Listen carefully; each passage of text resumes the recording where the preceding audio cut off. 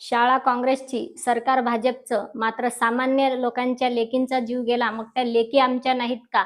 हा प्रश्न कधी व्यवस्थेला पडला नाही का? गडचिरोली जिल्ह्यातील ज्या आश्रमशाळेमध्ये सर्पदंशाने 3 बालिकांचा मृत्यू झाला, 3 लेकीचा मृत्यू झाला. केवळ ह्या कुणाच्या एकट्याच्या लेकी नसून ह्या ह्या देशाच्या लेकी आहेत, असं कधी या व्यवस्थेला वाटणार नाही का? अगदी आश्रमशाळांना इतक्या मोठ्या प्रमाणावरती अनुदान दिलं जातं. बेड त्या शाळेमध्ये नव्हते, त्या हॉस्टेलमध्ये, त्या वसतिगृहामध्ये बेड नव्हते. मुलींना खाली झोपावं लागत होतं अंथरूण टाकून आणि अशातच ज्या खिडकीतून तो साप मध्ये शिरला, त्या खिडकीला कुठल्याही प्रकारची जाळी लावलेली नव्हती. म्हणजे जाळी लावण्या इतपतही अनुदान आता सरकारकडून शाळांना दिल्या जात नाही का? हा प्रश्न निर्माण होतो ना. अलीकडे कार्यकर्ते काँग्रेसचे, भाजपचे, सगळ्या पक्षांचे, शिवसेनेचे, या त्या गटाचे, त्या त्या गटाचे कार्यकर्त्यांचा ऊत आला, पुढाऱ्यांचा ऊत आला, नेत्यांचाही ऊत आला आणि त्यांनी पैसा कमवण्यासाठी संस्था काढल्या, शाळा काढल्या, हे सगळं काढलं. पण मग फक्त डोनेशन उकळण्यासाठी का लोकांकडून? का लेकरा बाळांना शिक्षण देण्यासाठी, लेकरा बाळांना सुविधा देण्यासाठी? अरे साप तर त्यांना मग घरच्या शेतातही, जंगलातही काम करताना असतातच ना सोबत. साप चावण्यासाठी त्यांना शाळेत दाखल व्हायची काय गरज आहे? शाळा शिकले तर, 2 अक्षरं शिकलं तर आमचं लेकरू मोठं होईल. आमचं लेकरू वाचता लिहिता येईल लेकराला आणि लेकरू मोठं झालं म्हणजे कुठल्या तरी खुर्चीवर बसायला भेटेल लेकराला, या आशेने गोरगरीब सामान्य मायबाप लेकरांना शाळेत पाठवतात, वसतिगृहात पाठवतात. आता पाहता, वास्तविकच पाहता, आदिवासी बांधव हे दुर्गम भागामध्ये राहतात, डोंगराळ गावांमध्ये राहतात, जिथे डोंगर आहेत, दर्या आहेत, अशा गावांमध्ये जिथे शिक्षणाच्या सुविधा नसतात पुरेशा. आणि म्हणून सरकारने त्यांच्यासाठी निवासी शाळांची व्यवस्था केली. निवासी शाळांना सगळ्या सुखसुविधा दिल्या आहेत. आता सांगायचं काय काय सुखसुविधा मिळतात शाळांना? काजू बदाम देण्या इतपत अनुदान शाळांना देण्यात येते. असे अनेक वसतिगृह आहेत की त्याच्यामध्ये ते दिलेही जाते. मग इतपत दिलं जातं तर खरोखर तिथं जेवणाची सुसज्ज अशी चांगली व्यवस्था राखण्यासाठी, सुव्यवस्थित स्वच्छ जेवण मिळण्यासाठी, पौष्टिक जेवण मिळण्यासाठी किती अनुदान दिलं जात असेल? मुलांच्या राहण्याच्या निवासासाठी सुव्यवस्थित इमारत असावी, स्वच्छ असावी, अशा इमारतीसाठी किती अनुदान दिलं असेल? आता ही सगळी आकडेवारी सरकारी स्तरावरून सांगण्यात येतच आहे. पण मग खिडकीला जाळी लावण्या इतपत पैसे शिल्लक नव्हते का? आता अलीकडे सगळे ते काही भाजपचे चाटुकार चॅनल असतात, काही काँग्रेसचे चाटुकार चॅनल असतात. ते सांगतात की काँग्रेसचे चाटुकार असलेले सांगतात की सरकार भाजपचं आहे म्हणून साप चावला आणि भाजपचे चाटुकार सांगतात की नाही, ती शाळा काँग्रेसच्या पुढाऱ्याची आहे म्हणून साप चावला.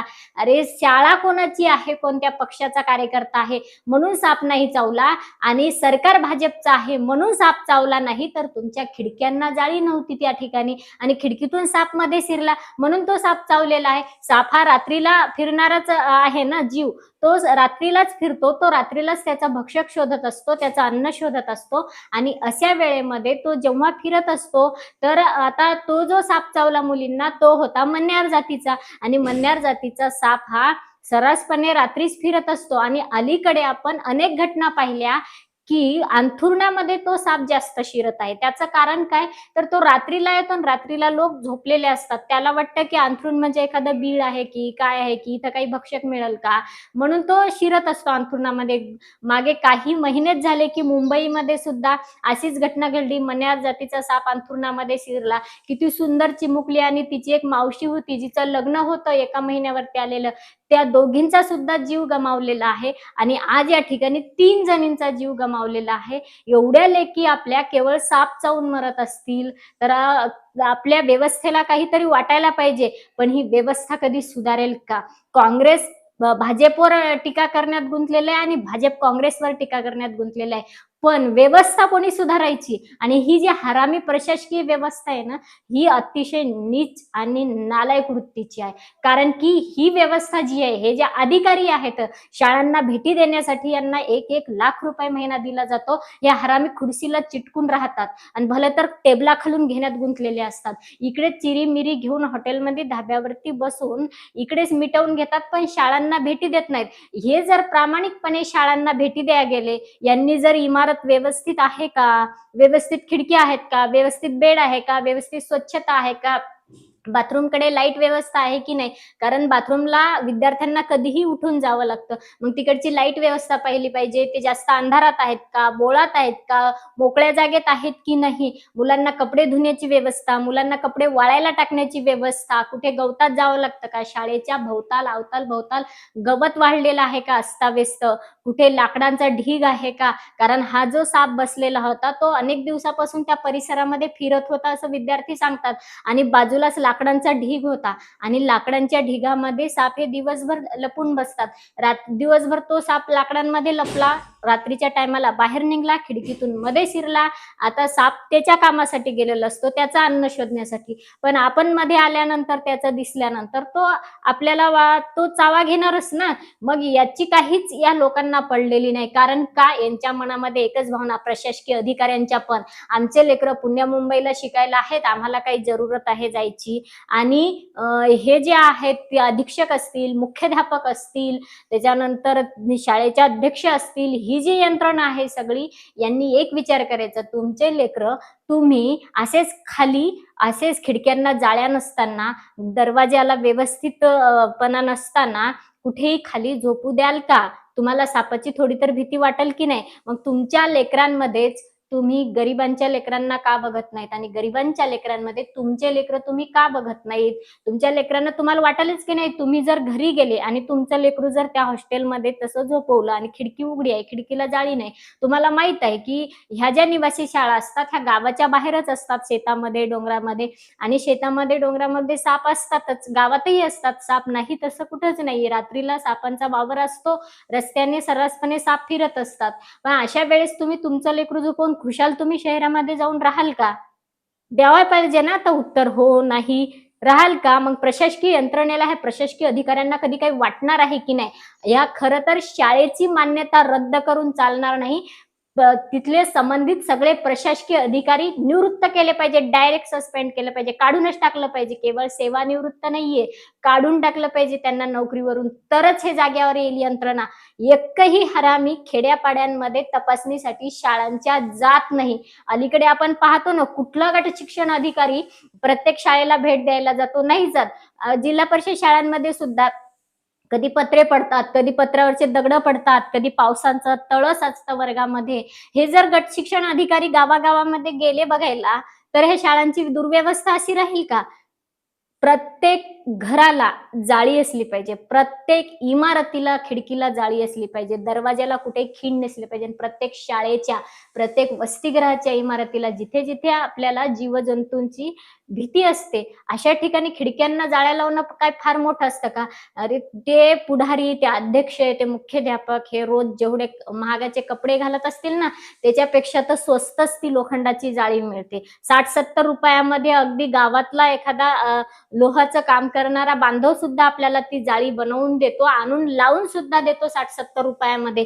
60-70 केवळ एवढ्या लेकीचा जीव गमावला, ही गोष्ट ह्या व्यवस्थेला पटते का? काँग्रेसच्याही पदाधिकाऱ्यांना आणि भाजपच्याही चमच्यांना, पदाधिकाऱ्यांना, काँग्रेसच्या चमच्यांना, पदाधिकाऱ्यांना ही गोष्ट पटते का? आता एकमेकांवरती तुमचे रोज एकमेकांवर हे त्याच्यावर, ते त्यांच्यावर भुंकण्यामध्ये लेकरांचे जीव चाललेले आहेत. याच्याकडे तुम्ही कधी बघूच नका. असेच गिळा. खरं तर तो साप भक्षक नाही, ही व्यवस्था भक्षक आहे. या व्यवस्थेने गिळलेले आहेत 3 लेकरं. 3 लेकरं गिळले, 3 लेकरांचा जीव अजूनही धोक्यात आहे. आणि त्या ठिकाणी त्या शाळेकडे जाणारा रस्ता सुद्धा नीट नाहीये. म्हणून खरं तर आदिवासी विकास मंत्री जे आहे, ते पण याच्यामध्ये जबाबदार आहेत. कारण त्यांनी जर त्यांची यंत्रणा सगळी प्रशासकीय धारेवर धरलेली असती सुरुवातीपासून नीट लक्ष देण्यासाठी, तर ह्या गोष्टींची आज वेळ आलेली नसती. बरं, आता ह्या गोष्टी झाल्या, आता तरी जाग येईल का? केवळ प्रश्न शाळांचा नाहीये, प्रश्न घरादारांचा, आपल्या प्रत्येकाच्या घराचा सुद्धा आहे.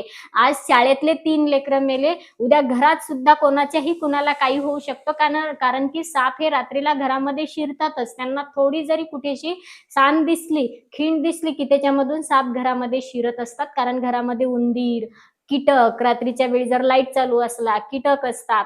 तर अशा वेळी ते भक्षक शोधण्यासाठी येत असतात. आणि मग अशा वेळेस ते भक्ष्य शोधण्यासाठी आल्यानंतर तिथे त्यांना काहीतरी खायला मिळेल म्हणून ते येत असतात. पण तिथे जर आपण कुठेतरी त्यांना वाटलं, की आपण झोपलेलो आहेत, मग ते अंगावरती शिरतात. एका मुलीच्या कानाला सुद्धा चावा घेतला सापाने. या पलीकडे किती त्या इमारतीची दुर्व्यवस्था असेल. बेड घेण्यासाठी किती खर्च आला असता किंवा जाळी घेण्यासाठी तरी किती खर्च आला असता त्या यंत्रणेला. एकाही प्रशासकीय अधिकारी कडे ₹60-70 नव्हते का? किंवा ₹60-70 चा पगार प्रशासकीय अधिकाऱ्यांना मिळतो की नाही? मुख्याध्यापकाला महिन्याला 60-70 हजार मानधन तरी मिळतं का? ₹60-70 तरी मानधन मिळतं का नाही? आणि त्या काँग्रेसच्या ज्या पदाधिकाऱ्याची ती शाळा आहे, त्याच्या खिशामध्ये ₹70 तरी कधी असतात की नाही? जेणेकरून त्या ₹70 मध्ये त्याने जाळी लावली असती घराला, त्या इमारतीला, जिथे मुलींना रोज राहावं लागत होतं, अंधारात झोपावं लागत होतं त्या. अशा खिडकीला जाळी लावण्यासाठी ₹70 एकाच्याही खिशात नव्हते का? इतकी भिकारडी आणि नालायक व्यवस्था आता झाली का या देशामध्ये, की ज्यांच्या खिशात ₹70 नाही ते इमारतीला खिडकीला जाळी लावण्यासाठी, आणि म्हणून 3 लेकरांचा जीव घेता तुम्ही. कधी जाग्यावर येणार आहेत? घरांची व्यवस्था कशी असावी, खिडक्यांची व्यवस्था कशी असावी, दारामध्ये त्या इमारतीच्या शाळेच्या आवारात विहीर असेल, बोर असेल, मोटार असेल, त्याची व्यवस्था कशी असावी. म्हणून गांधीजी महत्वाचे आहेत. गांधीजीच्या प्रत्येक आश्रमाला, विनोबाजींच्या प्रत्येक आश्रमाला, तुकडोजी महाराजांच्या प्रत्येक आश्रमाला भेट द्या कधी या प्रशासकीय यंत्रणेने, आणि बघा व्यवस्था कशी असते. आणि म्हणून प्रत्येकाने आता प्रश्न फक्त शाळेचा नाही, हे 3 जीव शाळेतले गेलेत. बीडमध्ये सुद्धा एका शाळेत, निवासी शाळेमधली मुलगी आत्ताच 7 ऑगस्टला गेलेली आहे, जी कपडे वाळायला टाकायला गेली सकाळी 7 वाजता आणि खाली पायाला तिच्या साप चावलेला. तिचाही दवाखान्यात नेता क्षणीच रस्त्यातच मृत्यू झालेला आहे. ह्या एका वेळी म्हणजे या 2 दिवसामध्ये 4 मुलींचा जीव गेलेला आहे केवळ साप चावल्यामुळे. आणि प्रत्येक गावात रात्री कुठल्या ना कुठल्या, प्रत्येक गावात एका घरी साप घरामध्ये शिरत असतो आणि दुसऱ्या दिवशी सांगतात आमच्या घरात साप निघाला होता वगैरे. आणि म्हणून प्रत्येकाने आता घरादाराची पण जबाबदारी घेतली पाहिजे. आपल्या घराला कोणी सांड आहे का? दरवाजामध्ये जरी कुठे सांड असली ना, तर त्याला सुद्धा खाली कपडे लावले पाहिजे, काडी लावली पाहिजे, व्यवस्थित पट्टी वगैरे काहीतरी जे असेल ते, आणि ती सांड, ती खिंड झाकून घेतली पाहिजे. खिडक्यांना जाळ्या असल्या पाहिजे. कुठे पत्रे असतील, पत्रे आणि भिंत दोन्हीच्या मध्ये कुठे सांड असेल, त्याला सुद्धा व्यवस्थित लिपून घेतलं पाहिजे चिखलाने. काही काही कुटुंब इतके इतके नालायक असतात खरं तर, त्यांची तर अशी कीव येते म्हणजे. ते तिथंच राहणार, तिथंच झोपणार, कितीतरी पैसा व्यसनामध्ये घालणार, पण आमच्याकडे त्या सांडीला लावायला सिमेंट नाही म्हणणार, आमच्याकडे पैसे नाहीत म्हणणार, आणि घरामध्ये लहान लहान लेकरं बाळ तिथेच झोपवणार. मग ह्या अशा घटना होतात. त्यांचे हजारो रुपये रोज व्यसनामध्ये वाया जातात, घालतात ते, त्याच्यासाठी त्यांना काही वाटत नाही, सर्रासपणे घालतात. पण घरातली एखादी सांड ती दुरुस्त करायला ना, त्यांच्या खिशामध्ये भिकारड्यांकडे काहीही नसते. इतकी भिकारडी नीच वृत्ती सुद्धा लोकांची सुद्धा असते, आणि ह्या नीच वृत्तीमुळे हे जीव असे निष्पाप गमवावे लागतात. आता तेथील मुख्याध्यापक, अधीक्षक यांच्या नीच वृत्तीमुळेच त्या मुलींचा जीव गमावलेला आहे. अशा नीच वृत्त्या कुटुंबामध्ये सुद्धा असतात. त्या सरकारकडे भीक मागण्याच्या, हात पसरण्याच्या नादामध्ये घरातले जीव गमावले जातात. अशा नीच वृत्तीच्या लोकांपासून विद्यार्थ्यांनी सुद्धा सावध राहिलं पाहिजे, कुटुंबातील लोकांनी सुद्धा. नसतील ना हे घराला व्यवस्थित ठेवत, आपण तिथून दूर जायचं. काय करायचं त्या शिक्षणाला तिथल्या, आणि काय करायचं त्यांच्या संपत्तीला, तिथे थांबायचं नाही. म्हणून सगळ्या मुली आज तिथून सगळं घेऊन गावाकडे गेलेल्या आहेत. शाळेची पूर्णपणे त्या शाळेला आता रद्दच करून टाकलेले, मान्यताच काढून टाकली. शाळा कायमस्वरूपी बंद. किती रुपयासाठी? फक्त ₹70 जाळीसाठी शाळा कायमस्वरूपी बंद झाली. कुटुंबाचं सुद्धा असंच होतं, आणि कुटुंब सुद्धा अशाच नीच वृत्तीमुळे सुद्धा उद्ध्वस्त होत असतात. नालायक लोकांनी त्या याच्यामध्ये, व्यसनांमध्ये पैसे घालण्यापेक्षा घराला व्यवस्थित नीटनेटकं ठेवलं पाहिजे. आणि प्रशासकीय यंत्रणेने धाब्यावर बसण्यापेक्षा आपल्याला जे कामं दिलेले आहेत सरकारने, त्याच्याकडे नीट लक्ष दिलं पाहिजे. कारण कोणाचे लेकरं बाळ जीव घेण्याचा अधिकार तुम्हाला नाहीये. खुर्चीवर बसण्याचा अधिकार जरी असला तरी लेकरा बाळांचा जीव घेण्याचा अधिकार तुम्हाला नाहीये.